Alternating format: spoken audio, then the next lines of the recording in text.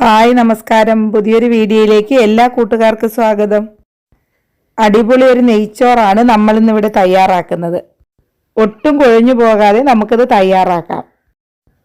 നെയ്ച്ചോറ് തയ്യാറാക്കാനായിട്ട് ഞാനിപ്പോൾ ഇവിടെ 250 ml കപ്പിന് 2 കപ്പ് അരി എടുത്തു വച്ചിട്ടുണ്ട്. നെയ്ച്ചോറിന് എപ്പോഴും നല്ലത് ജീരകശാല അരിയാണ്. നമുക്കിനി അരി ഒരു 3-4 പ്രാവശ്യം നല്ലതുപോലെ കഴുകണം. അതിനുശേഷം ഇതൊരു 10 മിനിറ്റ് വെള്ളത്തിലിട്ട് കുതിരാനായിട്ട് മാറ്റി വയ്ക്കാം. ഇതുപോലെ ഒന്ന് കഴുകി എടുത്തുകൊണ്ട് വന്നതിന് ശേഷം 10 മിനിറ്റ് ഇതൊന്ന് കുതിരാനായിട്ട് മാറ്റി വയ്ക്കാം. 10 മിനിറ്റിൽ കൂടുതൽ നമുക്കിത് വയ്ക്കരുത്.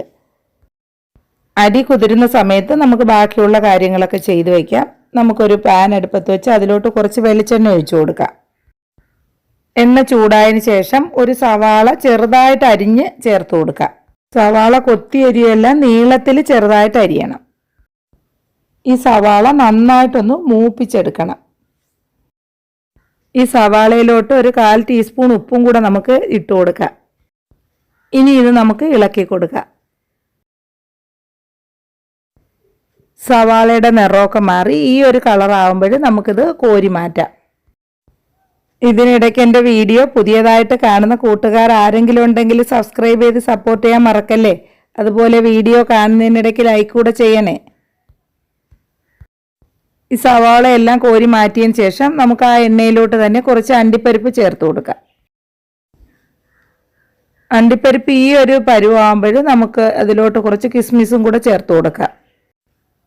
ഇനി രണ്ടും മൂത്തതിന് ശേഷം നമുക്കിത് കോരി മാറ്റാം. നിങ്ങൾ ആദ്യം അണ്ടിപ്പരിപ്പും കിസ്മിസും ഒക്കെ മൂപ്പിച്ച് കോരിയതിന് ശേഷം സവാള ഇട്ടാൽ മതി. ഞാൻ ആദ്യം അങ്ങ് ഇട്ട് പോയതാണ്, പിന്നീടാണ് ഓർത്തത്. ഇനി നമുക്ക് വെള്ളം തിളപ്പിക്കാനായിട്ട് വയ്ക്കാം.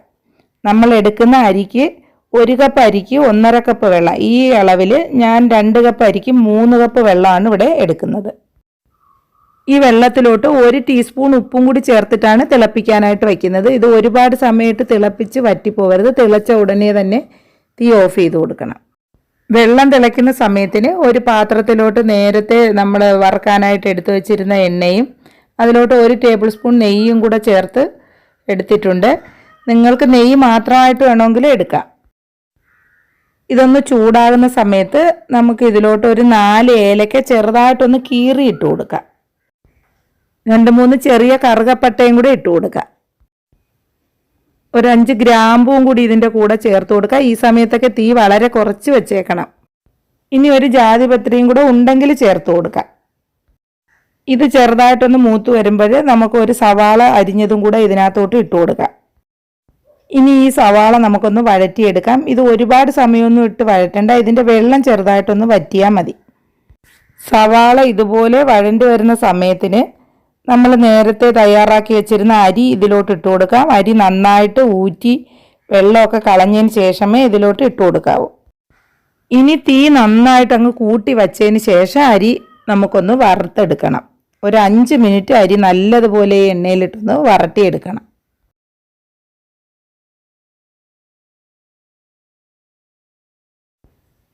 കുറഞ്ഞത് ഒരു 5 മിനിറ്റെങ്കിലും കൈയെടുക്കാതെ നമ്മൾ നല്ലതുപോലെ ഇത് അരി വറുത്തെടുക്കണം. ഈ ഒരു പരുവാകുമ്പോൾ നമുക്ക് ഇതിലോട്ട് നേരത്തെ തിളപ്പിച്ച് വെച്ചിരുന്ന വെള്ളം ഒഴിച്ചു കൊടുക്കാം. വെള്ളം ഒഴിച്ചു കൊടുത്തതിന് ശേഷം നമ്മൾ തീ കുറച്ച് വെച്ച് കൊടുക്കണം, അല്ലെങ്കിൽ ആ വെള്ളം പെട്ടെന്നങ്ങ് വറ്റിപ്പോവും. നല്ലതുപോലെ ഒന്ന് ഇളക്കി കൊടുത്തതിന് ശേഷം നമുക്കിത് ചെറിയ തീയിൽ വെച്ച് അടച്ചു വയ്ക്കാം.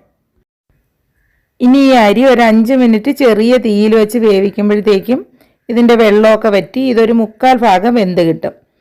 ഇത് തുറന്ന് നോക്കിയതിന് ശേഷം ഇത് നല്ലതുപോലെ നമുക്കൊന്ന് ഇളക്കി കൊടുക്കാം. ഒരുപാടിട്ടങ്ങ് ഉടയ്ക്കരുത്. ഈ സമയത്ത് നമുക്ക് ഇതിലോട്ട് 1 ടേബിൾ സ്പൂൺ നെയ്യും കൂടെ ചേർത്ത് കൊടുക്കാം. നെയ്യ് ചേർത്ത് കൊടുത്തതിന് ശേഷം ഒന്നും കൂടി നമുക്കിത് ഇളക്കി കൊടുക്കാം.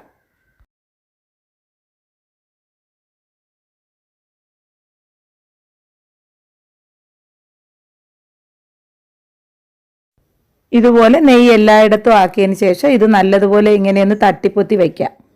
ഇനി ഇത് 1 മിനിറ്റും കൂടി ഒന്ന് അടച്ചു വെച്ചതിന് ശേഷം നമുക്ക് ഗ്യാസ് ഓഫ് ചെയ്ത് കൊടുക്കാം.